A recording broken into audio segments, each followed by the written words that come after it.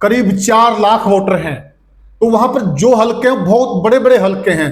अगर जनसंख्या के हिसाब से बने तो वहां 7 या 8 सीटें, लगभग 8 सीटें वहां पर होंगी, लगभग 4 सीटें वहां पर बढ़ेंगी। शहरी सीटें इस प्रकार से बढ़ेंगी और यहीं पर खेला होगा जनाब आली। भूपेंद्र सिंह हुड्डा नहीं जीतने वाले हैं और जितने बड़े बड़े छत्रप हरियाणा के वह भी नहीं जीतने वाले। और क्यों नहीं जीतने वाले हैं, ऐसा क्या करने जा रही है बीजेपी। अब आते हैं उस बात पर कि आखिर 113 सीटें क्यों बनेंगी या फिर 126 सीटें क्यों बनेंगी या 117 सीटें क्यों बनेंगी। आखिर यह पेच कहां पर फंसा हुआ है साथियों, यह पेच फंसा हुआ है। अगर टोटल जनसंख्या के हिसाब से सीटें बनाई जाएं तो हरियाणा के अंदर 126 बन सकती हैं, परंतु यहां पर पेच फंसा दिया साउथ के राज्यों ने। नमस्कार साथियों, मैं हूं आपका होस्ट कुलदीप सिंह पुनिया और मैं लेकर चलता हूं आपको राजनीति की दुनिया। राजनीति की दुनिया की बात करो साथियों, बहुत बड़ी खबर निकल कर आ रही है राजनीतिक गलियारों से। बहुत बड़ी खबर है साथियों, चौंकाने वाली खबर है साथियों। इस खबर से मालूम चलेगा कि कैसे बीजेपी 2047 तक राज करने का मंसूबा पालकर बैठी है। साथियों, अब हरियाणा से किलोई हलके से भूपेंद्र सिंह हुड्डा कभी नहीं जीतेंगे। बड़ी खबर। दूसरी बड़ी खबर साथियों, हरियाणा के अंदर बीजेपी करने जा रही है परिसीमन लागू। अब हरियाणा के अंदर बनेंगे नए हलके। जो बड़े बड़े किले हैं, जो बड़े बड़े गढ़ हैं, उनको ढहा दिया जाएगा। जिस प्रकार से आदमपुर का गढ़ इस चुनाव में ढह गया, इसी प्रकार से बड़े बड़े छत्रपों का इलाज करने जा रही है बीजेपी। जी हां, बिल्कुल सही सुना आपने। सबसे पहले ढहेगा किलोई का गढ़, वो हम बताएंगे कैसे ढहेगा। अब आज के बाद भूपेंद्र सिंह हुड्डा हल्का किलोई से कभी नहीं जीत पाएंगे। बीजेपी ने ऐसी व्यवस्था कर दी है। कैसे, वीडियो में बने रहिएगा, बताएंगे हम आपको। उसके बाद बड़ी बात क्या कि बीजेपी ने बहुत बड़ी चाल चल दी है। जी हां, बीजेपी अब हरियाणा के अंदर शहरी सीटें बढ़ाने जा रही है। जो बीजेपी को यह कहा जाता कि ये शहरों की पार्टी है, वैसे अब ये गांव में भी कमजोर नहीं रही, परंतु शहरों की सीट बढ़ेंगी और यहीं पर खेला होगा साथियों। किस प्रकार से बीजेपी अब हरियाणा को गुजरात बनाने जा रही है, वो सारा खेला यहीं पर डिपेंड कर रहा है शहरी सीटों पर। आपको पता लगेगा, आप वीडियो में बने रहिएगा अंत तक। बीजेपी ने कैसा माइक्रो मैनेजमेंट कर दिया है साथियों। बीजेपी जाति, धर्म, क्या काम धंधा करते हैं, कितने पुरुष हैं, कितने महिलाएं हैं, कितने लोकल इश्यू हैं, कहां कहां पर किस गोत्र का ज्यादा प्रभाव, यहां तक माइक्रो मैनेजमेंट कर लिया है। जहां कांग्रेस आज तक अपनी जनरल बॉडी का गठन नहीं बना पाई है, बीजेपी के अंदर एक माइक्रो मैनेजमेंट विभाग है जिसका काम ही यही है कि आंकड़े इकट्ठे करना।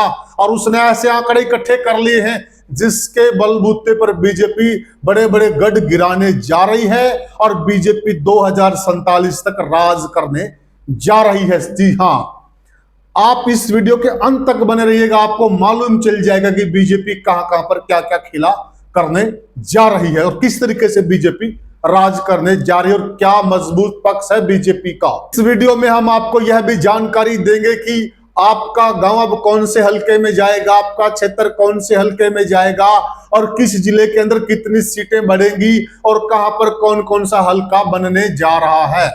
अभी अभी जो फैसला आया है बीजेपी सरकार का, बहुत बड़ा फैसला है और वह फैसला इस चीज से जुड़ा हुआ है जो बीजेपी परिसीमन करने जा रही है, जो डिलिमिटेशन करने जा रही है। यह फैसला इसी से जुड़ा हुआ है। जो बीजेपी जाति आधारित जनगणना का पुरजोर विरोध करती थी, अभी अभी बीजेपी ने कैबिनेट के अंदर यह प्रस्ताव पास कर दिया कि भारत के अंदर जाति आधारित जनगणना करवाई जाएगी। खेला खेला साथियों, ये हो रहा है सब कुछ खेला। ये सारी चीजें आपस में जुड़ रही हैं। आप वीडियो के अंत तक बने रहिएगा, आपको एक एक चीज बारीकी से समझ में आ जाएगी। गणना करवाने का अधिकार किसको है, आपके दिमाग में यह चल रहा होगा। गृह मंत्रालय के अधीन जो रजिस्ट्रार जनरल होते हैं और जनगणना आयुक्त अधिनियम 1948 के तहत जनगणना करवाते हैं। और अब जातिगत जनगणना होगी। स्थानीय स्तर पर जिला मजिस्ट्रेट, तहसीलदार और उनकी पूरी टीम कार्य करती है। बात आ गई कि बीजेपी के हाथ में ही सारी चीजें हैं क्या? आखिर परिसीमन आयोग कौन बनाता है, इसका गठन कैसे होता है और इसमें बीजेपी की कैसे चलने वाली है? क्या सब कुछ बीजेपी ही तय करेगी? एक नजर में आप समझिए कि परिसीमन आयोग बनता कैसे है। साथियों, भारतीय संविधान की धारा 82 और 170 के तहत भारत के राष्ट्रपति द्वारा परिसीमन आयोग का गठन किया जाता है और इसके अंदर भारत का निर्वाचन आयोग सहयोग करता है। और इसके अंदर कौन कौन होते हैं, कौन इसका अध्यक्ष होता है, कौन इसका चेयरमैन होता है और इसमें कौन कौन सदस्य होते हैं? तो साथियों, इसका चेयरमैन होता है सुप्रीम कोर्ट का सेवानिवृत्त जज या वर्तमान जज भी हो सकता है, क्योंकि 2002 में आयोग की अध्यक्षता न्यायमूर्ति कुलदीप सिंह ने की थी और जे&के के न्यायमूर्ति रंजना देसाई ने अभी इसकी अध्यक्षता की थी। इसमें कौन कौन सदस्य होते हैं? चेयरमैन जज होता है और मुख्य निर्वाचन आयुक्त होता है, राज्य आयुक्त होता है संबंधित राज्य का, और इसके अंदर 10 सदस्य होते हैं संबंधित राज्य के, 5 MP और 5 MLA। इनका काम होता है केवल सलाहकार का। मुख्य फैसला चेयरमैन का होता है और आयोग जो प्रस्ताव पास कर देता है उसको बदलने का अधिकार नहीं होता, सलाह दी जा सकती है। मुख्य पावर आयोग के पास ही होती है। सवाल ये पैदा होता है कि अगर सुप्रीम कोर्ट का जज इसका चेयरमैन होता तो बीजेपी का फिर इसमें क्या रोल है? साथियों, जो सरकार होती है उसका बहुत बड़ा रोल होता है, क्योंकि जो आयोग बनने जा रहा है इसमें कोई दो राय नहीं कि वो सरकार की सलाह पर ही बनेगा। और सरकार जब होती, सरकार के हाथ बहुत लंबे चौड़े होते हैं और सारे आंकड़े सरकार के पास होते हैं और सारे आंकड़े सरकार ही उपलब्ध कराती है। यह कि जिसकी लाठी उसकी भैंस, बिल्कुल सही समझे, यहीं पर खेला होगा साथियों। इस बीजेपी सरकार को यह बेनिफिट मिलने जा रहा है कि उसी की सरकार है। तो बड़ी बात आती है कि हरियाणा के अंदर कितनी सीटें बनने जा रही हैं। कोई कहता है कि 126 सीटें बनेंगी और कोई कहता है कि 113 से 117 सीटें बनेंगी। इस प्रकार की 2 थ्योरी पर काम चल रहा है। यह सारा बहुत कुछ डिपेंड करता है साथियों जनसंख्या के आधार पर, वोटर्स के आधार पर। और यहां पर भी एक पेज है, वह पेज भी हम बताएंगे साथियों। अगर मौजूदा वोटर के हिसाब से चलें तो मौजूदा वोटर के हिसाब से साथियों हरियाणा के अंदर 2 करोड़ प्लस वोटर हैं और सुनने में यह आ रहा है कि एक हल्के में 170-75 हजार वोटर होंगे एक हल्के के अंदर। अगर इस आंकड़े को पकड़ कर चले तो 117 सीटें बनेंगी। और अगर जनसंख्या के हिसाब से चले, नई जनसंख्या जो आएगी उसमें जनसंख्या बढ़ रही है, नए आंकड़े आएंगे और वोटर्स भी बढ़ेंगे, तो उस आधार को मानकर चले तो सीटें 126 तक जा सकती हैं। क्योंकि 2 प्रकार की बातें सुनने में आ रही है कि लोकसभा की 14, एक स्टडी तो यह कहती है कि लोकसभा की 14 सीटें बनेंगी और एक स्टडी यह कहती है कि लोकसभा की 13 सीटें बनेंगी। अगर एक लोकसभा में 9 विधानसभा होंगे, अगर 13 हैं तो 117 सीटें बनेंगी, अगर 14 होंगे तो 126 सीटें बनेंगी। अब हम आपको सिलसिलेवार तरीके से बताते हैं और यह भी हम बताएंगे कि हुड्डा साहब क्यों नहीं जीतेंगे किलौई से। और हुड्डा साहब ने जो बड़े बड़े छत्रक हैं कांग्रेस के, उनका इलाज कर दिया जाएगा कागजी कार्रवाई के द्वारा, वो नहीं जीतेंगे। यहां पर खेला होगा परिसीमन आयोग का। अब हम चलते हैं उस चीज पर कि आखिर कौन कौन से गांव, कौन कौन सा क्षेत्र किस किस हल्के में जाने वाला है साथियों।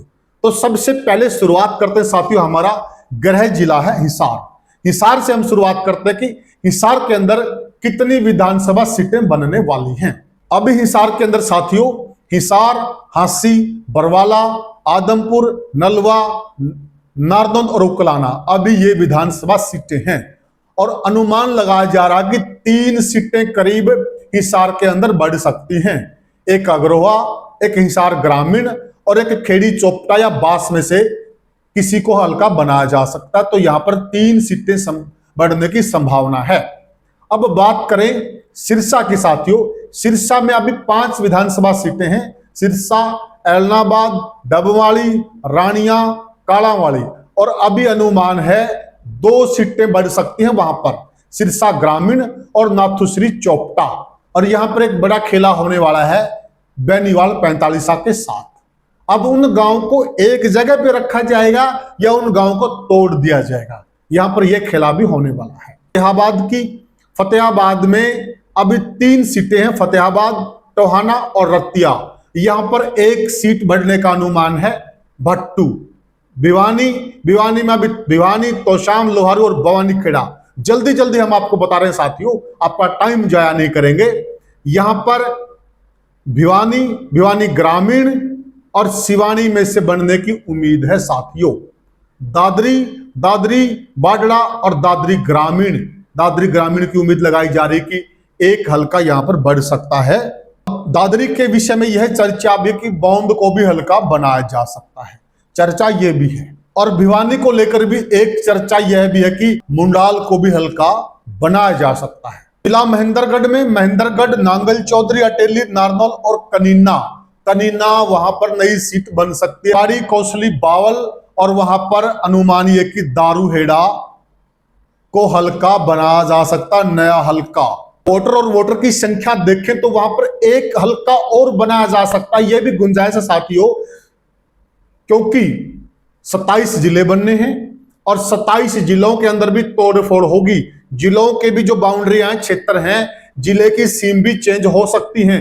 इसी प्रकार से हल्कों की भी सीम चेंज होंगी, नए हल्के बनेंगे, नया सिस्टम बनेगा। इसलिए कोई क्षेत्र आज किसी जिले में है, सुनने में यह आ रहा है कि खबरें यहां तक प्राप्त हो रही हैं कि सरकार पंचायतों को यह अधिकार देने जा रही है, अगर पंचायतें अपने क्षेत्र को किसी विशेष जिले में लगवाना चाहती है तो उनको यह अधिकार भी दिया जाएगा। जब जिलों का गठन होगा तो वहां पर सीटों में फेरबदल भी हो सकता है, गांव में भी फेरबदल हो सकता है, तो बहुत कुछ हो सकता है। जिला नूह की बात करें, नूह, फिरोजपुर, झिरका, पुन्हाना और वहां पर 1 सीट हो सकती है तावड़ू। पंचकुला की बात करें, पंचकुला और कालका, वहां पर 1 नई सीट बन सकती है, पंचकुला ग्रामीण।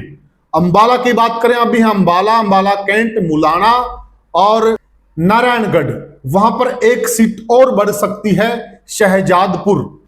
और जिक्र वहां पर नग्गल का भी चल रहा है। अगर संख्या हिसाब से, अगर वोटर के हिसाब से कहीं पर 2 सीटें बढ़ानी पड़ सकती है या किसी और जिले का पार्ट तोड़कर वहां मिलाया जा सकता, तो 2 सीटें भी बढ़ सकते हैं। तो वहां पर नग्गल की चर्चा भी है साथी। नगर के अंदर है यमुनानगर, साढौरा, राघौर और जगाधरी, वहां पर चर्चा यह है कि बिलासपुर को नया हल्का बनाया जाएगा। कुरुक्षेत्र जिले में साथियों थानेसर, शाहबाद, पेहवा, लाडवा और वहां पर चर्चा यह कि इस्माइलाबाद और बाबेन को बनाया जा सकता है नया हल्का। जिला करनाल के अंदर इंद्री, गरौंडा, असंध और नीलोखेड़ी, और वहां पर सुनने में आ रहा कि तरावड़ी और निशिंग को बनाया जा सकता है, 2 हल्के नए वहां पर बन सकते हैं। जिला पानीपत सिटी, पानीपत ग्रामीण, समालखा और इसराना, वहां पर 1 नया हल्का बन सकता है, मतलौडा साथियों। कैथल के अंदर अभी है कैथल, गुला, कलैत, पुंडरी और राजौंद, वहां पर कैथल ग्रामीण और राजौंद 2 नए हल्के बन सकते हैं।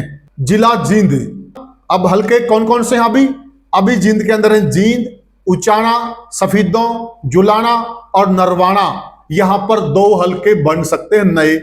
जींद ग्रामीण, अलेवा। चर्चा में यहां पर उझाना को भी हल्का बनाया जा सकता, दमतान साहिब को भी बनाया जा सकता है और नगुरा को भी बनाया जा सकता है। अब यहां पर यह देखा जाएगा कि कौन कौन से गांव किस हल्के में मिलाए जा सकते हैं और कहां पर सिस्टम फिट बैठता है। तो इन 3-4 नामों में से 2 हल्के बनने वाले हैं। जिला सोनीपत है, अभी गोहाना है, गन्नौर है, राई है, खरखोदा है और बड़ौदा है। अब वहां पर भी 2 हल्कों की सुनाई पड़ रही है, एक मुरथल को बनाया जा सकता है और एक सोनीपत ग्रामीण को बनाया जा सकता है। आप एक चीज और सोच रहे होंगे कि हर शहर के साथ उसी शहर का ग्रामीण हल्का बनाया जा रहा है, यह भी आपको अंत में पता चलेगा। यह भी खेला है साथियों, जिसके बलबूते पर बीजेपी हरियाणा में लंबे समय तक राज करने वाली है। जिला रोहतक, अभी सीटें हैं वहां पर रोहतक, महम, किलोई, कलानौर, और वहां पर सुनने में आ रहा कि रोहतक ग्रामीण और लाखन माजरा को 2 हलके वहां पर बन सकते हैं। अगला जिला है झज्जर। अभी वहां पर सीटें हैं झज्जर, बेरी, बहादुरगढ़ और बादली, और सुनने में आ रहा कि वहां पर 2 हलके और बन सकते हैं, एक सालावास और दूसरा बहादुरगढ़ ग्रामीण। और चर्चाएं छारा को लेकर भी हैं। अब देखना यह होगा, जब आयोग बैठेगा तो वो सारी चीजों को देखेगा, वहां की पृष्ठभूमि को देखेगा, वहां के धरातल पे जो चीजें उनको देखेगा। अगर जमीनी हकीकत के हिसाब से अब कौन सा एरिया सूट करता है, उस हिसाब से इन तीनों में से 2 हलके बनने लगभग तय है। अब वह जिले आ गए जहां पर साथियों बड़ा खेला होने वाला है। हम बात कर रहे हैं जिला गुरुग्राम की। अभी वहां पर सीटें हैं गुरुग्राम, सोना, बादशाहपुर, पटौदी। अभी वहां पर 4 सीटें हैं साथियों। यहां पर खेला हुआ, यहां 4 नई सीटें बन सकती, 3 से 4, यहां पर 3 से 4 नई सीटें बन सकती हैं। क्यों? क्योंकि साथियों अगर अभी की हम बात करें, जैसे वहां पर एक हल्का है बादशाहपुर। बादशाहपुर के अंदर अभी भी 4.5 लाख के आसपास वोटर हैं, 4.5 लाख के आसपास। अब सोचिए अगर एक हल्के में 1,70,000 वोटों का एक हल्का बनेगा, तो आप अनुमान लगाइए गुरुग्राम के अंदर भी करीब 4 लाख वोटर हैं। तो वहां पर जो हल्के हैं बहुत बड़े बड़े हल्के हैं। अगर जनसंख्या के हिसाब से बने तो वहां 7 या 8 सीटें, लगभग 8 सीटें वहां पर होंगी, लगभग 4 सीटें वहां पर बढ़ेंगी। शहरी सीटें इस प्रकार से बढ़ेंगी और यहीं पर खेला होगा जनाब अली। फरीदाबाद जिला, फरीदाबाद के अंदर अभी हैं फरीदाबाद NIT, बड़खल, बरथला और तिगांव। यहां पर भी 3 से 4 हल्के बढ़ने तय हैं। जिकरारा बल्लभगढ़ को बनाया जा सकता है और मेवला महाराजपुर को बना सकता है और एक फरीदाबाद ग्रामीण को बनाया जा सकता है। तो यहां पर 4 हल्के, 3 से 4 हल्के लगभग कंफर्म हैं यहां से बढ़ने। इसी प्रकार से शहरी सीटें बढ़ेंगी। अब जहां 4 है वहां 4, यानी कि 4 की बजाय 8 विधानसभा सीटें हो जाएंगी। 8 विधानसभा सीटें फरीदाबाद में और 8 विधानसभा सीटें गुरुग्राम में।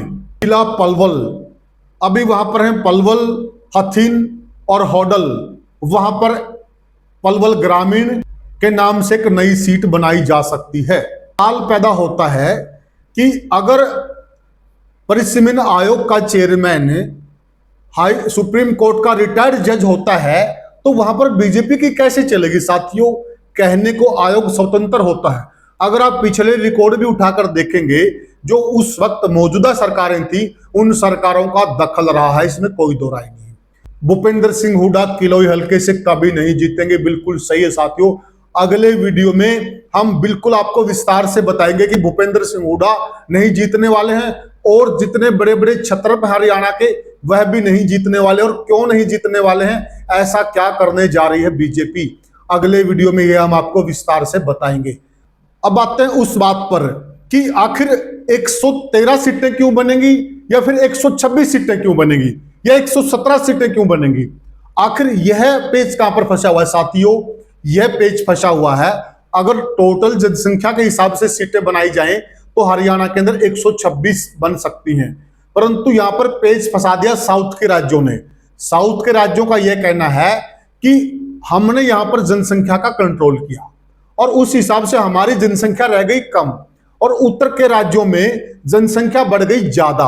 अब क्या होगा, उत्तर के राज्यों में सीटें ज्यादा बढ़ जाएंगी, तो इस हिसाब से तो जो साउथ के राज्य हैं उनका सत्ता के अंदर जितनी उनकी भागीदारी होनी चाहिए उनकी उतनी भागीदारी नहीं रह पाएगी, और इस चीज पर पेच फंस गया है और यह फैसला होना है और आयोग भी इसको देखेगा, और यह मामला सुप्रीम कोर्ट के अंदर भी चला गया है। अब पेच यहां पर फंस गया है, इस वजह से अब लग यह रहा है कि इस चीज को बैलेंस करके चलना पड़ेगा। इसलिए हो सकता है कि जो उत्तर के राज्यों में है सीटें कम करी जाएं, क्योंकि उनका प्रतिनिधित्व भी रखना है जो साउथ के राज्य हैं।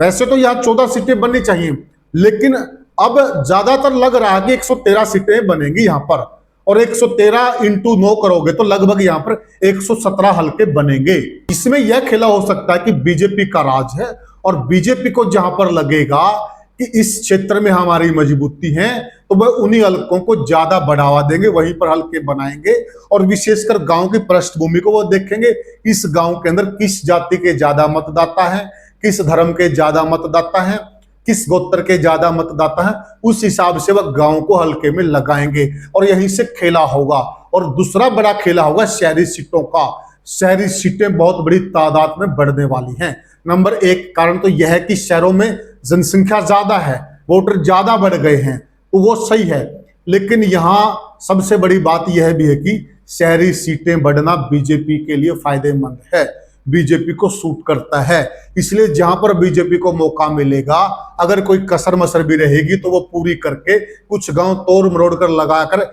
ज्यादा से ज्यादा कोशिश की जाएगी कि शहरी सीटों को बनाया जाए और यहीं से खेला होगा और यहीं से 2047 की इबारत लिखी जाएगी और विशेषकर हरियाणा की 2029 के चुनाव की इबारत लिखी जाएगी। सारा खेल इसी पर डिपेंड करता है और यहीं से झटका लगने वाला है बड़े बड़े क्षेत्रों को और बहुत सी बड़ी बड़ी सीटों को रिजर्व कर दिया जाएगा, बड़े बड़े चौधरियों की सीटों को रिजर्व कर दिया जाएगा, एससी कैटेगरी में डाल दिया जाएगा। यह खेला भी होने वाला है साथियों। और साथियों, आपसे अनुरोध है कि वीडियो को ज्यादा से ज्यादा शेयर कीजिएगा और चैनल को सब्सक्राइब कीजिएगा। और साथियों, यह वीडियो बहुत काम की है और आपके काम आने वाली है और इस वीडियो को सभी को शेयर कर दीजिएगा। मिलेंगे किसी और वीडियो में किसी और मुद्दे पर, तब तक के लिए राम राम।